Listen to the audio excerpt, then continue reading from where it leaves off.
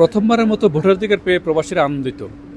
কুয়েতে প্রায় 3 লাখ প্রবাসী বাংলাদেশি আছেন, যাদের মধ্যে 35,262 জন এবার ভোটার নিবন্ধিত হয়েছেন। কুয়েত প্রবাসীরা আগামী নির্বাচনে কেমন জনপ্রতিনিধি চান, কেমন নির্বাচন চান? আমাদের দেশে এমন কিছু প্রশাসন আসে বা এমন কিছু ক্ষমতা আসে যারা আমরা দেশের মানুষও শান্তিতে থাকতে পারি, প্রবাসীরাও শান্তিতে থাকতে পারে। আগামী বাংলাদেশ চাই, ন্যায় এবং ইনসাফের বাংলাদেশ, দুর্নীতিমুক্ত, সন্ত্রাসমুক্ত এবং ভালো একজন নেতৃত্ব আমরা চাই। আমরা আশা করি ইনশাল্লাহ সামনে সুষ্ঠুভাবে নির্বাচন হলে দাঁড়িপাল্লার প্রতীক নিয়ে ইনশাল্লাহ আমাদের প্রতিনিধিরা সংসদে যাবে। এখন তারপরে আমরা তাদের কাছে আবেদন করব আমাদের প্রবাসীদের যে সমস্যাগুলো আছে এগুলো ইনশাল্লাহ দাঁড়িপাল্লার প্রতিনিধিরা ইনশাল্লাহ দেখবে। তারেক রহমান দীর্ঘ 17 বছর দেশের বাইরে ছিলেন।